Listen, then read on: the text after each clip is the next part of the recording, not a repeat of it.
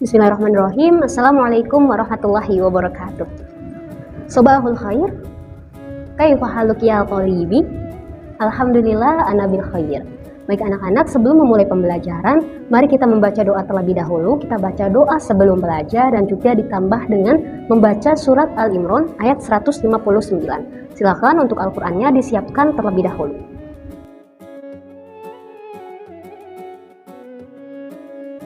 Alhamdulillah kita telah membaca Al-Quran. Sekarang ibu absen terlebih dahulu ya. Anissa, Syifa, Alif, Ziva. Alhamdulillah hadir semua ya. Baik anak-anak, sebelum kita memasuki materi, ibu punya satu permainan. Nah, mari kita refresh otak kita terlebih dahulu agar ketika menerima materi, otak kita sudah segar dan siap untuk menerimanya. Permainan kali ini yaitu tebak gambar. Nah, berikut soalnya. Bagaimana? Ada yang bisa menjawab soal ini?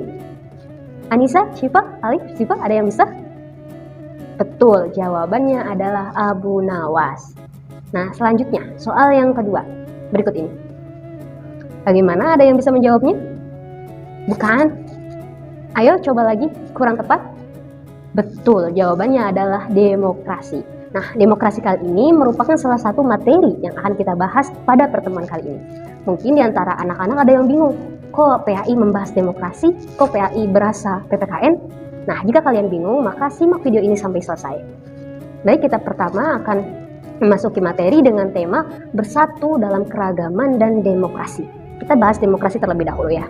Apa itu demokrasi? Ada yang tahu? Betul, sistem pemerintahan dari rakyat, oleh rakyat, dan untuk rakyat. Nah, anak-anak perlu diketahui bahwasannya demokrasi ini berasal dari dua kata secara bahasa. Yang pertama yaitu demos, yang artinya rakyat, dan juga kratos yang artinya kekuasaan. Nah, adapun secara terminologi atau secara istilah, demokrasi ini memiliki dua makna. Makna yang pertama yaitu demokrasi merupakan konsep yang berkembang dalam kehidupan politik pemerintah yang menghendaki meletakkan kekuasaan di tangan rakyat, baik secara langsung maupun perwakilan. Biasanya kalau perwakilan kita diwakili oleh Dewan Perwakilan Rakyat atau DPR ya. Nah, kemudian makna yang kedua yaitu konsep yang menghargai hak-hak dan kemampuan setiap individu dalam bermasyarakat. Jadi itulah dua makna demokrasi secara istilah. Kemudian apa hubungannya demokrasi dengan Islam? Jadi anak-anak, ternyata demokrasi ini telah nilai-nilainya telah dianjurkan dalam Al-Quran. Kalian baca surat apa? Betul, surat Al-Imran ayat 159. Coba Alif tolong bacakan kembali surat Al-Imran ayat 159 dan Ziva tolong bacakan terjemahannya. Baik, terima kasih Alif dan Ziva karena telah membacakannya. Anak-anak, mari kita lihat konsep yang pertama, yaitu di sini pada makna yang pertama kita diketahui bahwasanya demokrasi didasarkan pada kepentingan rakyat, dan untuk mencapai kepentingan rakyat tentu kita harus mendasarkannya pada keputusan bersama dengan cara bermusyawarah. Coba dalam surat Al-Imran ayat 159 apa saja sikap yang dianjurkan? Yang pertama, lemah lembut. Yang kedua, saling memaafkan. Yang ketiga, bermusyawarah. Dan yang keempat, yaitu bertawakal. Jadi, itulah nilai-nilai demokrasi yang terkandung dalam surat Al-Imran ayat 159.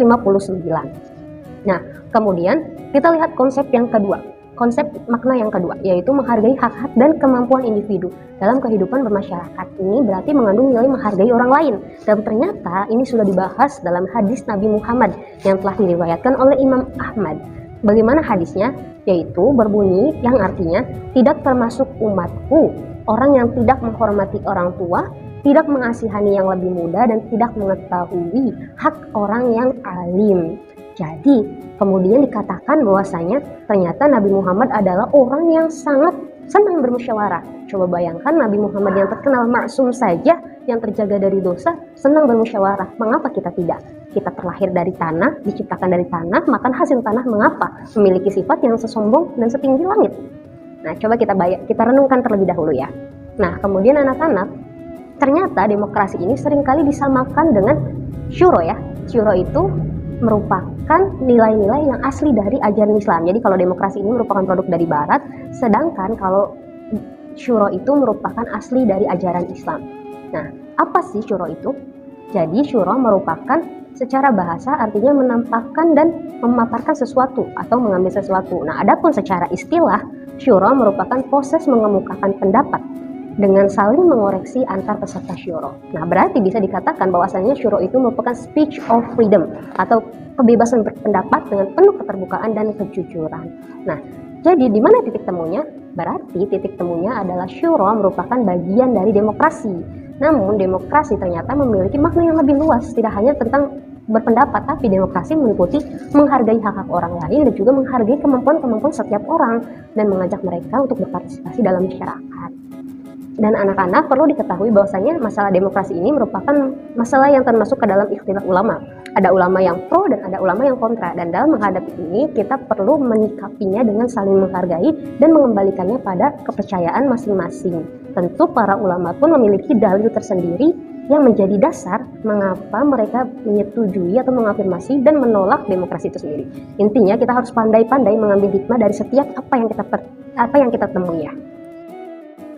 Anak, itulah pertemuan kali ini. Nah, untuk pekan depan silakan baca pengumuman ini, bahwasanya tolong bagi menjadi 5 kelompok. Nah, itu nanti kalian bermain peran bagaimana mempraktekkan pemilu yang damai yang sesuai dengan kandungan Al-Imran ayat 159 dengan kandungannya keempat nilai tadi. Nah, nanti alur ceritanya tolong kalian siapkan dan juga peran-perannya kalian bebas menentukan sendiri. Ibu tunggu di pertemuan berikutnya. Sekian pertemuan kali ini. Nice to meet you. Akhirul kalam. Wassalamualaikum warahmatullahi wabarakatuh.